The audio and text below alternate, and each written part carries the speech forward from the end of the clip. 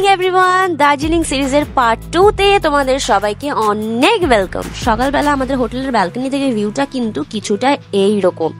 এত সুন্দর লাগছে যে ব্যালকনিতে বসে সময় কাটিয়ে দিতে ইচ্ছা করছে। সত্যি আমাদের পৃথিবীটা এতটাই সুন্দর, সেটা এখানে না এলে আমি সত্যিই বুঝতে পারতাম না।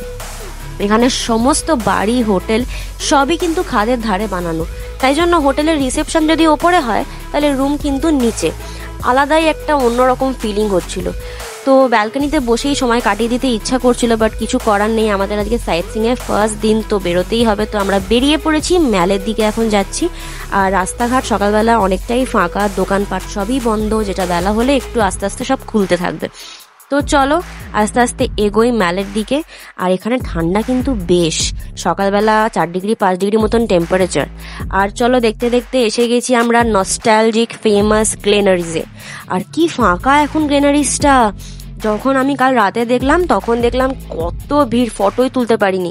আর এখন একদম ফাঁকা, যেহেতু সকালবেলা, তাই জন্য ফটাফট কটা ফটো তুলে চলে গেলাম আরেকটু এগিয়ে। আর এই যে দেওয়ালটা দেখতে পাচ্ছ, এত ভাল লাগলো দেখে, তাই এখানেও বেশ কিছু ফটো তুলে এখন আমরা যাচ্ছি গাড়ির দিকে। কারণ এবার যদি আমরা লেট করি তাহলে আমাদের আর সাইট সিইং করা হবে না।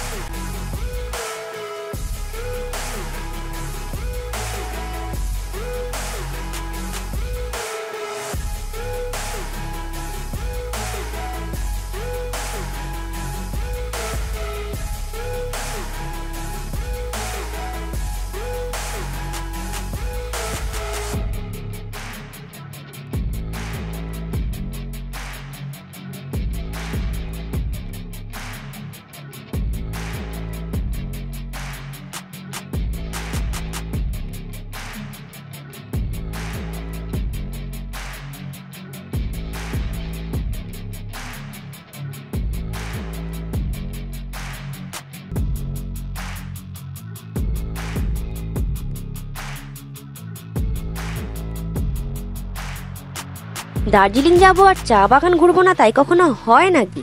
তো এই যে আমরা এসে গেছি টি এস্টেটে। আর এখানে গিয়ে দেখলাম সবাই পাহাড়ি মেয়েদের মতন সেজেছে, তো আমারও খুব ইচ্ছা হলো, তো আমিও সাজলাম। তো তোমরা আমাকে জানিও আমার কেমন লাগছে দেখতে। তো চলো আমরা এবার বেরিয়ে পড়েছি আমাদের নেক্সট লোকেশনের দিকে, যেটা হচ্ছে হিমালয়ান জু।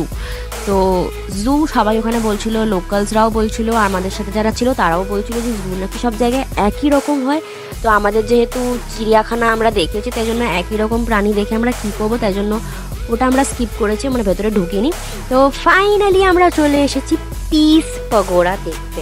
ওই যে দূরে হোয়াইট কালারের মনুমেন্টটা দেখতে পাচ্ছ তোমরা, ওটাই হচ্ছে পিস পাগোড়া। ভীষণ সুন্দর জায়গাটা। আর এদিকে হচ্ছে জাপানিজ টেম্পল, এই যে দুটো লায়ন বসে আছে, ওটা হচ্ছে জাপানিজ টেম্পলের এন্ট্রেন্স।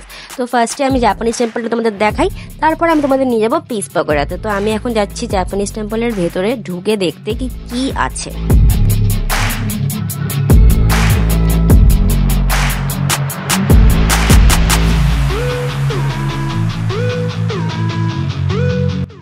আমাদের যেরকম হিন্দু ধর্মের মন্দির হয়, এটা জাপানিজ টেম্পল, এটাও মেবি বুদ্ধিস্টদের কোনো রকম একটা মন্দির। ভীষণ পিসফুল জায়গাটা, ভীষণ শান্ত, একদম পিন ড্রপ সাইলেন্ট ছিল।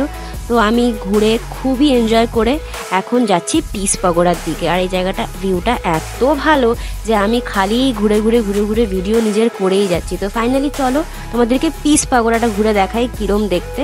পিস পাগোড়া কিন্তু ভীষণই উঁচুতে, ওখানে একটা বুদ্ধা স্ট্যাচু আছে। তো এখান থেকে ভিউটাও দারুণ ছিল, যেহেতু উঁচুতে, তো সব কিছু এত সুন্দর ছবির মতন দেখতে লাগছিল না, ভীষণ ভালো লাগছিল। তো চলো তোমাদেরকে ফটাফট শেয়ার করি যে আমার কেমন এক্সপিরিয়েন্স হলো পিস পাগোড়াতে।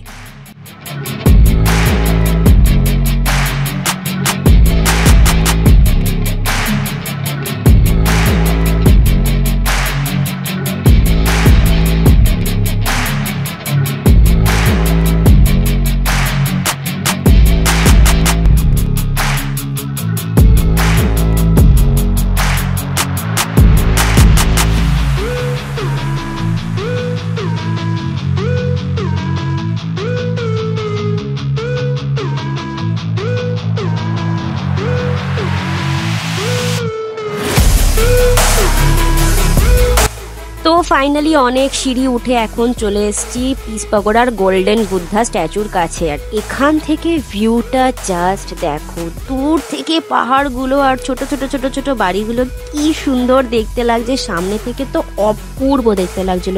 জানি না ক্যামেরাতে তোমরা কতটা সেটা বুঝতে পারবে, বাট সামনে থেকে যা সুন্দর লাগছিল না, আমি স্পেল বাউন্ড হয়ে গেছিলাম জাস্ট।